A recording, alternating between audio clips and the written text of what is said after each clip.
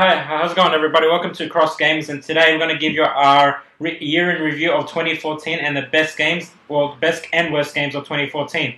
So we should start off with our best games, so we can get your opinion on what your best game of 2014 is. Yep. Well, it's been a worrying year actually for me as a gamer myself. I think in a long time for a generation of console we've suffered really a lack of games. Yeah, and when they do bring something out, we all jump over like a seagull on a hot chip. Everyone just flocks to it. Just trying to get the best exclusives. And yeah, stuff that's like it. That. But look, for me personally, best game ever. And me and you have spoken about this before, and I'm a huge Aliens fan. You all know where this is going to go. I always say I'd rather a crappy Aliens movie than no Aliens movie at all. Having said that, I was heartbroken with the last Aliens game, Marines. That was Colonial Marines. Yeah, Colonial Marines. That's right. I thought that was like the end of a franchise right there. But look, Alien Isolation, I have to say, it's game of the year for me by a long shot. I mean. Yeah, that's the Xbox version. We're not promoting the Xbox version, by the way. it's actually his copy, so we just happen to have it. We just happen to have it. Yeah. This game is fantastic. It's a treat. Yeah, it's a treat for fans, for myself, and it's a great introduction to the Alien universe to those that never have nothing to do with aliens. Like if you're a fan of the Aliens, you would have loved the Alien Anthology, all 4 movies. And if you love this, you obviously would have loved that game as well. Yeah. I mean, this thing is practically wraps around the first Alien movie, and it is just scary. It is so authentic. You feel like you're adding to the story, or you're taking part of the story, you know. And that's a rare feeling now in video games, because you sort of feel like a generic storyline, or you know, you go through the paces, you finish a level. But in this, you actually feel like you're contributing to the story, and the level design on this. I mean, I know I haven't even finished it, because I know I'm a bit of a scaredy cat to go through any corners, because I feel like if I go in through any corners, I'm going to get attacked, and that is true. But so far, like, it's just. I mean, just the lighting, the dust flying down. Particle systems, the lighting, It is like you're on that ship, and you know, one thing that everyone's complaining about, well, I think it's fantastic, and I think we've been spoiled, is autosave. Oh yeah, I know what you mean. Because a lot of people's complaints about this game is that, I advance I complete a whole bunch of tasks in a big chunk of the game, and to then get killed by the alien and then have to do it all over again.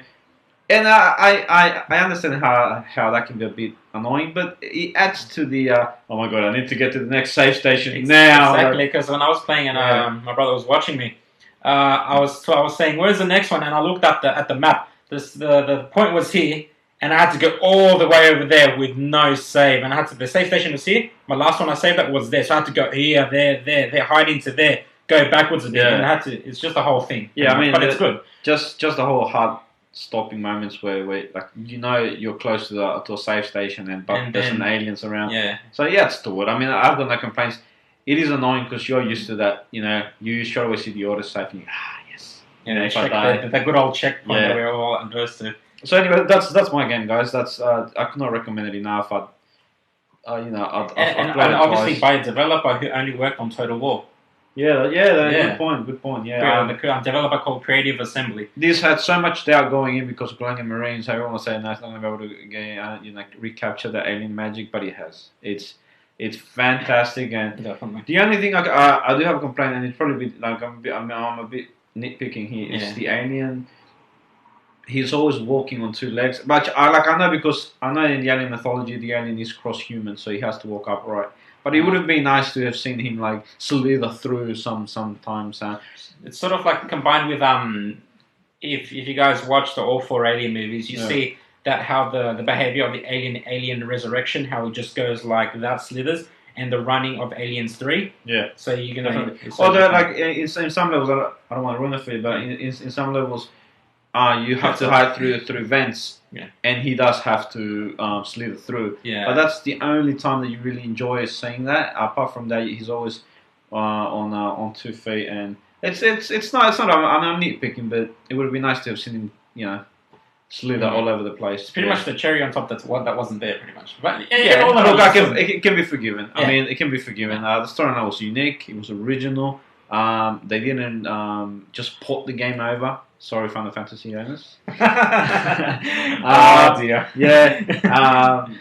So yeah, they just wasn't lazy. It was really thought out. It was thought about. It's mainly for the fans. It's thought of for the fans, but it's a great way to get into the Aliens franchise. So get it, PS4 or Xbox One, either way. Yeah, whichever one. Ignore that. And just enjoy it. It's really great. The experience is all the same. Yeah. So that's the best game for me anyway. Yeah, that's it. That's really good. What about for you? For me, wow, it's I'd say it's a toss up between I was gonna say Assassin's Creed Unity, but I would say it's a toss up between the Master Chief Collection and GTA 5. But I'd have to give it to the Master Chief Collection. And I know there's been like many matchmaking problems, uneven teams going on, but that's just multiplayer. Me, I'm not a big Halo multiplayer fan. That's just me. But all in all, it was great to have all 4 games in one go. The switchable graphics, the updated graphics that you can change between old style graphics, new style graphics. I mean, graphics, that was a hit and miss in my opinion. It was nice to be go back and play with Halo 1. Well, you didn't realize until you pressed that button and how different the games are. I know, right? How empty. And at that time when that first came out, we thought it was like racing. Yeah, I know. Halo 1 when it first came out, when we both when we had the original Xbox, like the big hulking brick thing. The Xbox One's no different. But anyway, so yeah, just playing through Halo 1 was really cool. Like going back to the switchable graphics, I'm like, what, those barrels never used to be there. I'm like, now it is. I'm like, it's just so many little things, and even the textures of the different enemies and stuff like that. The leads, the grunts, the jackals, everything was really good. Going to 2 was the more, as we know, everyone wanted the Halo 2 Anniversary Edition. That was good. Well, that was I think that's the crown jewel in the collection. Yeah. And Halo 3 doesn't have switchable graphics, and Halo 4 doesn't as well, but still looks good nonetheless. Yeah. All in all, the money-wise is pretty good too. I mean, you're getting 4 games for the one price. 4 games, and like because of the matchmaking issues and stuff like that, we are getting like more stuff. As you know, we're going to get a Halo 3 ODST as a free thing later on, a new Halo 2 map, and that's gonna be. But the thing is, I don't. On a side note, I don't want developers to have to not have to, but they release broken games, but then offer free things, because every time they're gonna stuff up one tiny thing, everyone's gonna expect them to give them something. Funny you mentioned. Actually, I'm glad you mentioned that, because I was gonna go a bit off topic here. Yeah. What's your thoughts and your thoughts on broken games? I mean, it's a thing now, right? Look, I don't want to make excuses for the developers, especially these cashed up developers that shoot. And it's not the first time releasing a game, but then again, the other side of the argument is these are huge launches. Exactly. These are huge launches. They are. I mean, on a perfect world, you want everything to go right, and I understand. You are paying for your money, and you want to get the best product for it. I mean, you're not paying small dollars for it. You are paying over some countries over $100. In ours, we're paying $100 if we buy it online. But what's your thought on that? Do you think it's forgivable due to the size of the launch and expectations, or do you think it's not good enough? The expectations is definitely one thing. Like every time when you see like a live event at E3 or a conference, everyone says, "Oh, that looks crazy," but it's it's all running off a PC, obviously. Yeah. And people are expecting, Watch Dogs is one thing. Watch Dogs was hailed going to be at 1080p. Sorry to disturb you there. Sorry to interrupt you, but that's another thing that gets up my on my nerves. The people that complain about E3 trailer games. Yeah, it's no different to watching a movie trailer. Yeah, exactly. What do you think? You're gonna put the boring bits? No, they're gonna put the best bits to get you to watch the movie. It's no different to a game trailer, So exactly. Anyway, sorry, continue. That's my only gripe about that. But the thing, like as I said before, it's like. And one thing I want to mention before we go to our next before we say our worst games of 2014, is that there's an issue that really got me really riled up and sort of annoys, that everyone hated Unity, Assassin's Creed Unity, saying no faces this, falling through the floors that. I only fell through the floor once, and that was pretty much my fault because I wasn't grappling on something properly. But no faces, I didn't get that. pretty much crapped on Unity, but the Halo Master Chief Collection had uneven teams. Matchmaking took pretty much hours upon hours to actually find a match, even though it says player found. Whenever you tried to leave matchmaking during that time, I had to wait pretty much half an hour just to leave matchmaking in the loading screen and stuff like that. Yeah. And pretty much, I don't know why people like just totally forgot about Halo. I'm not saying just all jump on Halo. It's just that had only like 2 major bugs which were resolved. But pretty much the Master Chief Collection was still even pretty much has problems until now. Yeah. Minor problems, but it's still being fixed though. But all in all, it's just I think fans as well. I mean, us, we get pretty riled up because we I mean, it's no. They don't make you wait for weeks for a game. They make you wait like almost sometimes in a year, 2 years, 4 years. And so when they do come out, you want to play, and the last thing you want to do is get stuck and jittery while you're trying to jump through a window. So that's it's a big expectation on games, and it's almost you can sort of rival it to releasing a big budget film. Exactly. It's a lot of pressure on them, but still, I mean, if they've released the game before, they should be able to give you a working game. I mean, I hope it's not the trend.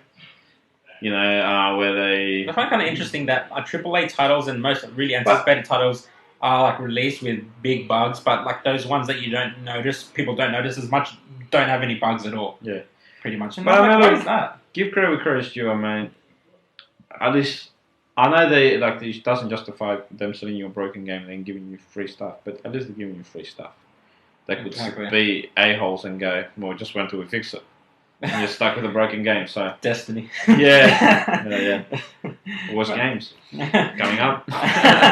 Alright, so next one, guys, we're going to give you our worst games of 2014. So, just games that we thought didn't really cut it, just ones that we weren't really happy with at the end of the day, and just we'll give you our insight. So, what is your worst game of 2014? Worst game would have to be Destiny. It's just boring. It's just let you know, guys, that he's got his different reasons. Other than like the main reason I've been hearing that people hate Destiny is just a grind. It's like you have to do things over and over again. Yeah, well, I mean, what MMORPG isn't a grind? Warcraft, Guild Wars 2. Final Fantasy Realm Reborn, it's all a grind. Why are people complaining about one certain game when other MMORPGs are a grind? I think because there's a lot of promise in this. I think because it's Bungie. Yeah, but then they've got huge credentials in Halo. So, I mean, to me, they promised a lot. It was going to be this revolutionary. And you think, when I first saw the trailers, I thought, my goodness, I can't wait to get this. I mean, we both tried the beta. We both tried the beta. I tried the beta on the PS4 and the Xbox One, and just to get a feel of it. It just offers me nothing, to be honest. I don't. Within 2 minutes, I want to watch something else or play something else. It doesn't grab my attention. It doesn't. I mean, maybe I'm missing something. Maybe I'm not getting something. But it just doesn't excite me to sort of want to go further in it. And it's just plain boring, to be honest. It's got no life to it. It's like a Ferrari with no engine. It's a beautiful car, but it's going to go nowhere. That's pretty much what it is with Destiny to me. But having said that, I do feel sorry for Bungie because they had they've got a big Halo shadow hanging over them. And I don't accept the description like, it just feels like Halo. Well, it doesn't feel like Halo. If Bungie would have released a game where like Snake on the mobile phone with a little lines fitting on little blocks, people would have said feel like Halo because it's Bungie. So it's just if it was someone else, they would have never said that. Just because Bungie did Halo, then the people are saying it feels like Halo. So, but yeah, it's boring. I'm sorry. I'm sorry, guys. What about you? I'll say the worst game. I don't know. I'd say the worst game would be sort of the same thing. Like I would say Destiny as well. Not because like it's a grind. I mean, there are times where I go into the game. I've got it on the PS4 version though. Not playing it, but I just got it. Anyway, I go into the game. I do one or two bounties. Do a strike with my cousin. Then what? Then like after I have to wait the next week to do something and for it to reset again. I mean, like once you've done what you've done in one day, what is there else to do? I mean, if you do a strike or a raid in Destiny and you do it and it's once a week, what do you do with the game until the next week? I mean, Not really much. I mean, I bought the expansion. It's not really much to do. Like it's like unless you're a big Crucible fan, you can play multiplayer in that. Other than that, there's not really much to do until the next week until it restarts. So it's like, yeah. Well, officially, I mean, those are our best games. Yeah. But officially, worst games by the gaming community as a whole, or from what I've read, is Knack for the PS4, and Rome, or Rise, Son of Rome for the Xbox One.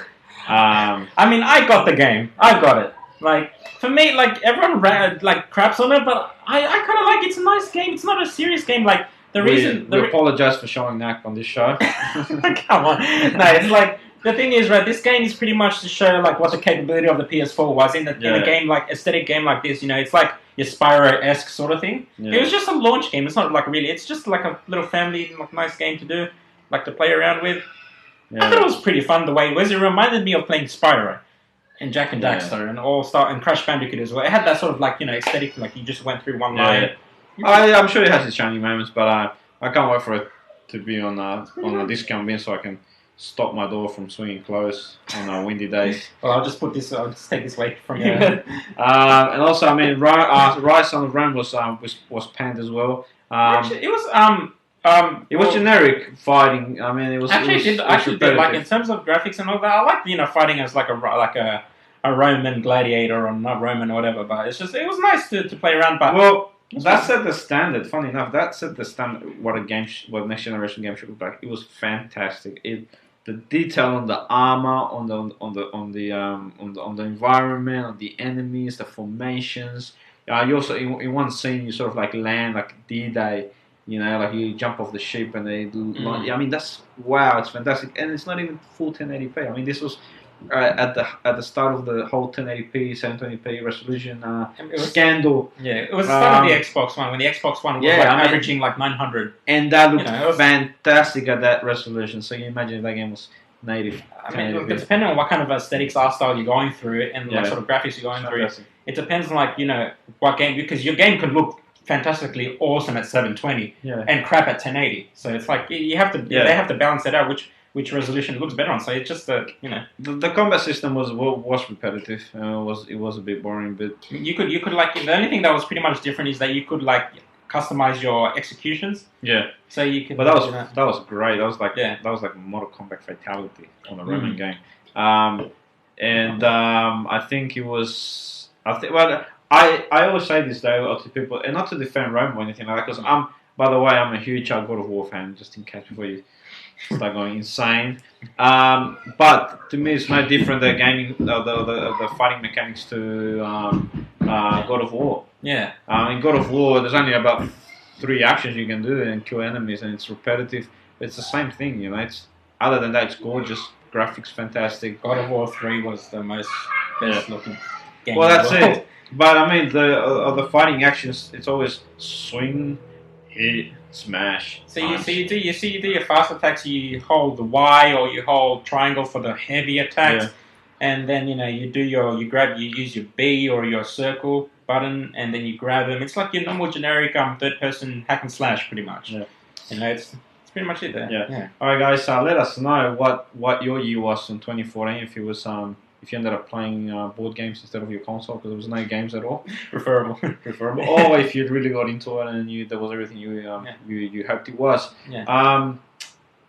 We're gonna talk about now the console's design and controls, because that's a big thing for me as well. Yeah, that's the last thing we're going to talk about. Just our thoughts about last year's consoles. We're going to go through the PS4, Xbox One, and Wii U. I mean, like from our point of view, I bet I'm sure we have had a go at the Wii U once or twice once in a while. It's not a bad console. It's not a great console either. But we'll get into that. So let us know what you think of the previous things that we've talked about. Drop us a comment down below. Let us know what you think about the games. Yeah. Tell us what you think. This is for you guys. The hits and misses were in last year's games. But now we're going to talk about more in the console side of things. Yeah. And see what the specs were and these what do you reckon? Drops of nuggets. So best looking console.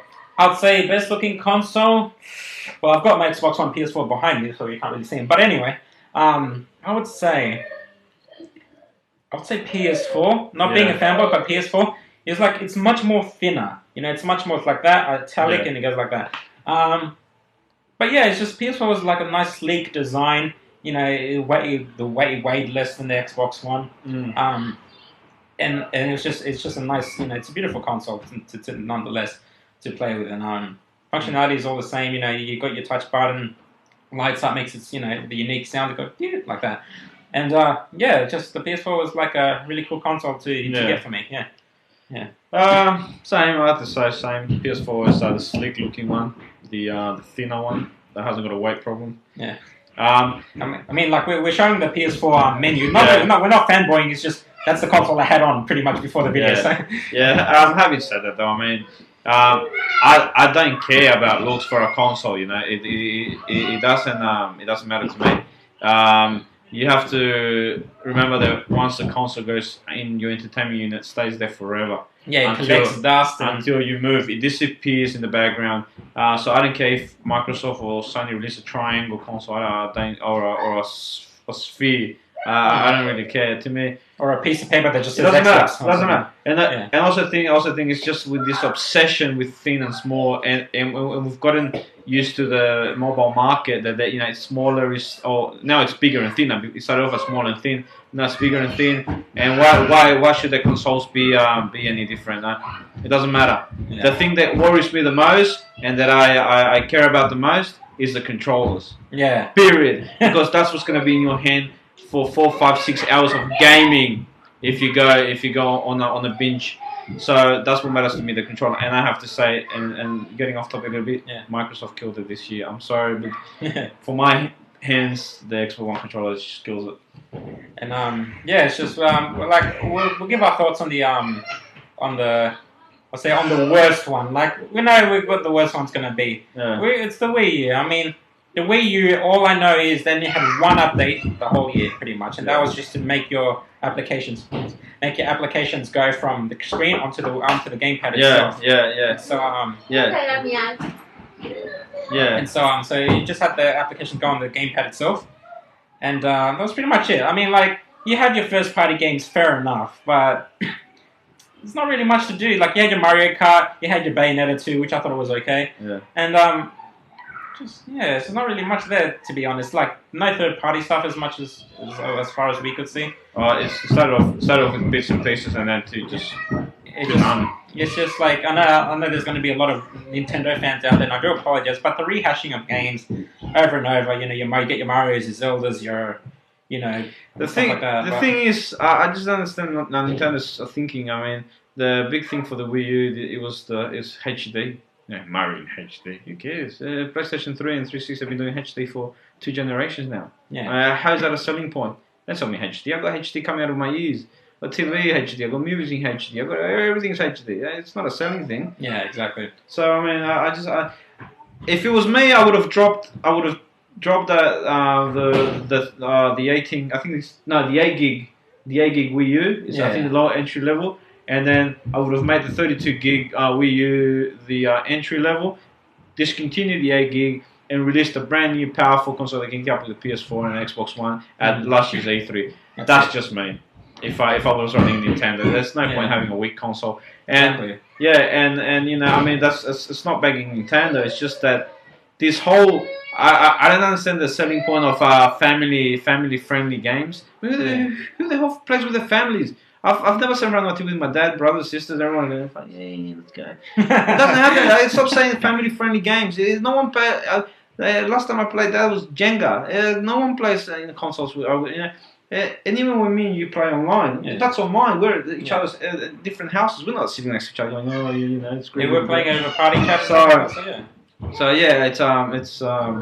Nintendo need to get their priorities a bit better and really bring in that third party support. I think. Exactly. Well, just mind you, I'm not looking at the screen right now playing Far Cry 4, but I'll play this in the background while we talk. So I'm playing through the webcam now. So if I do anything, if I stop up anything, just let you know I'm looking through the computer watching this. But anyway, going now to like controllers, how they feel in our hands. How they most important, better. It's bigger. So I'm playing with the PS4 controller right now. Yeah, bigger subject than what the consoles look like. Speak about this on here. It's stupid. Who cares what a console looks like? It could be the size of a fridge. This is the concerning bit. Yeah. So, 360. I mean 360. What am I saying? Xbox One. This thing is a thing of beauty. This thing was pulled out of from the UFO that crash landed in Area 51. It's the best way I can describe it. It's just the triggers, multiple touch triggers. You've got on the side here. It's cutting twos. So in case your fingers can't wrap around the trigger itself, you can just bang it on the edge, and you still get the action done. Or if you do wrap your whole finger, then you can press the whole button. The same thing with the top triggers. It's got different touch points. If your finger can't reach all the way to it, you can just tap it on the sides. It's just accommodating to your hand. I don't have to. When I play, my hand doesn't shift as much as I find that when I do grab the PS4 controller. Yeah. I'm not saying it happens to everyone, but with me, with the PS4, I have to do this to reach certain parts. But with the Xbox One, it's just in the one place. And to me, that's critical for shooters. I mean, for me, just holding the PS4 controller now, because I've got this skinner, this little case on it, just in case, because I sweat a lot in my hands.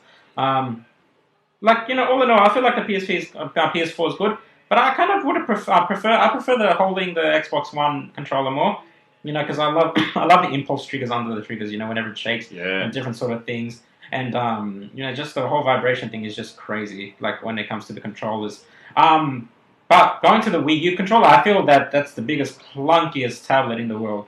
Like last weekend, I went over to my friend's house. We played Smash Brothers on the Wii U.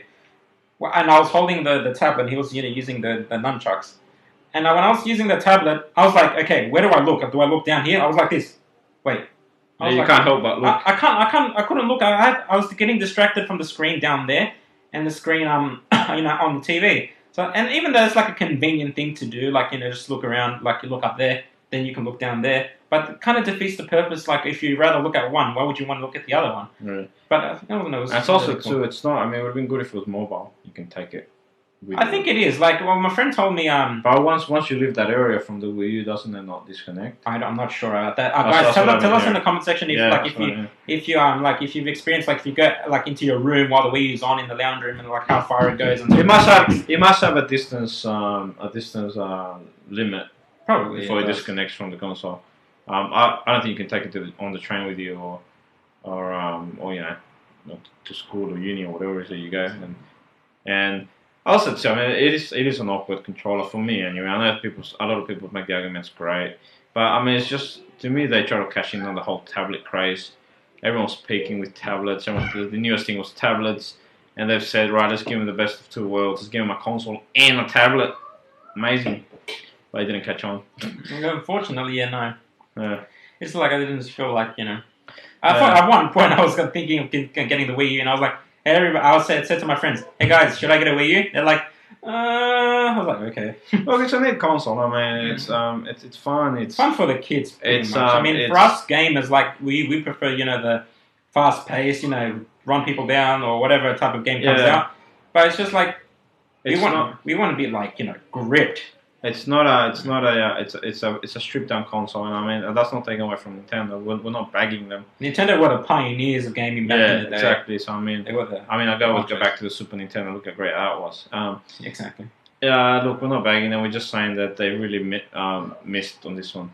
They really have. I mean, you can argue all you like and say that we're wrong or whatever not, but the sales figures speak for themselves, and the movement of the console speak for themselves. The last 2 quarters, Nintendo has reported huge losses. Only recently with the introduction of the Amiibo figures, I think they're called. I've actually got one, yeah. Yeah, they've actually turned a profit because people are eating them up. So, I mean, it's good news. I'm not saying it's not good news. I welcome any good news.